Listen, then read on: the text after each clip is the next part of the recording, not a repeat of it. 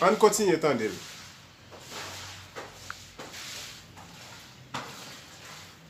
Trabajo que realizó Noticias Caracol.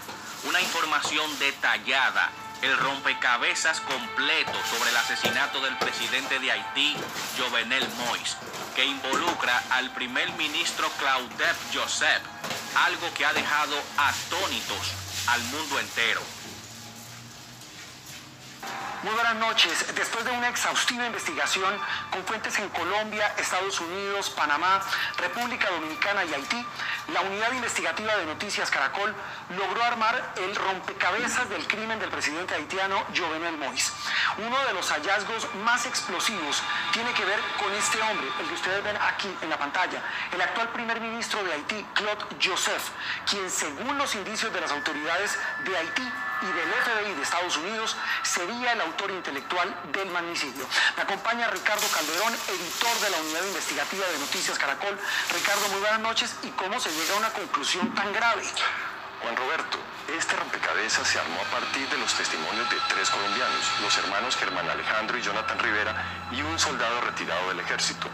A partir de estas declaraciones fue posible unir las piezas de un plan criminal que tiene al país del Caribe en una seria crisis política. Empecemos la historia de la forma como se habría fraguado el magnicidio. El magnicidio de Jovenel Moïse comenzó a planearse en noviembre de 2020 en este edificio, la sede de CTU Security en Miami. Allí estuvieron reunidos el venezolano Antonio Intriago, dueño de la empresa, el gerente colombiano Arcángel Pretel, el haitiano-estadounidense James Solash, un diplomático haitiano de apellido Ascar, el médico haitiano ya capturado Christian Shannon y el colombiano Jonathan Rivera García. Los participantes del encuentro en Miami planearon desde ese momento secuestrar al presidente Moïse para tomarse el poder y dejar como presidente a Claude Joseph, actual primer ministro de Haití. Esta revelación le da un giro sorprendente a la investigación. Las autoridades haitianas y los investigadores del FBI consideran al primer ministro como la figura máxima detrás de este crimen, junto al médico Shannon y a John Joel Joseph, un ex senador haitiano hoy prófugo de la justicia. Se trata de una bomba política si se tiene en cuenta que Claude Joseph gobierna el país como reemplazo del presidente asesinado.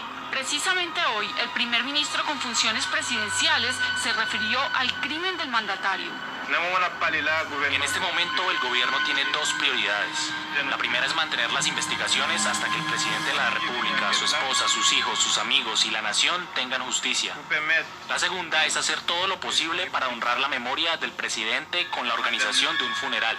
Entre las pruebas conocidas por la unidad investigativa de Noticias Caracol hay llamadas telefónicas y fotos de reuniones que vinculan al primer ministro con los mercenarios colombianos. Los investigadores tienen claro el papel que habría jugado cada uno de los participantes de la conspiración. Tras la reunión en Miami, el colombiano Pretel y en especial el haitiano James Solash volvieron a buscar a Jonathan Rivera, quien había estado en la reunión y quien los llevó hacia su hermano y capitán retirado del ejército Germán Rivera y hacia el sargento retirado Duvernay Capador. Ellos 3 se convertirían en los enlaces claves con los mercenarios colombianos y el primer ministro. Y sus destinos terminaron muy distintos.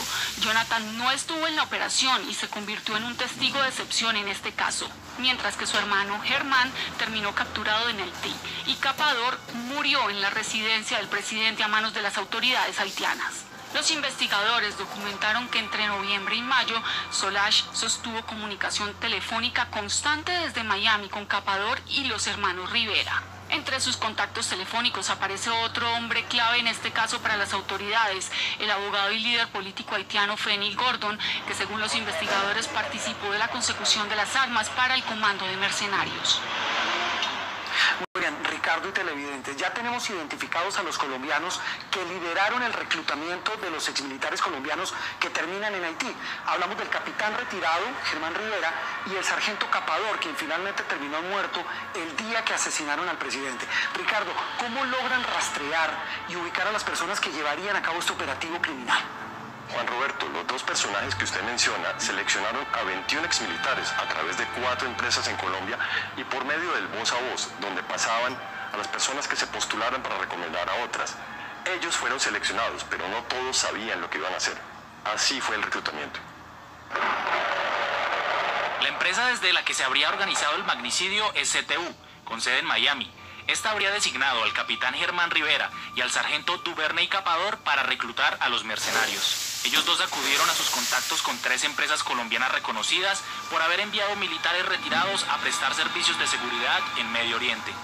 Noticias Caracol se abstiene de revelar los nombres de estas empresas para no entorpecer la investigación en Colombia, pero la unidad investigativa rastreó los movimientos financieros de una de estas compañías y encontró movimientos por casi 700 millones de pesos, inusuales para sus negocios normales durante los 2 meses previos al magnicidio. Los investigadores también le siguen el rastro a una multinacional británica, uno de los jugadores más grandes del mundo en el mercado de los servicios de seguridad, y a sus representantes en Colombia, por su papel en el reclutamiento. Entre Capador, Rivera y estas empresas habrían contactado al menos a 200 militares retirados en Colombia para ofrecerles un trabajo en el Caribe. Mire, yo ya estaba todo listo, esta es la maleta mía con el pasaporte. Por diferentes razones, la mayoría rechazó la propuesta. Dijo que estuviera por ahí pendiente porque había un trabajo en el exterior y que estuviera pendiente, que sacara el pasaporte. Y yo lo necesitaba, que a cualquier momento me llamaba para ser requerido. Yo estaba preparándome, porque ellos dijeron que ellos seleccionaban los primeros y el segundo vuelo ya íbamos los otros. En mayo, los reclutadores ya habían logrado armar su escuadrón de 21 retirados, entre oficiales, suboficiales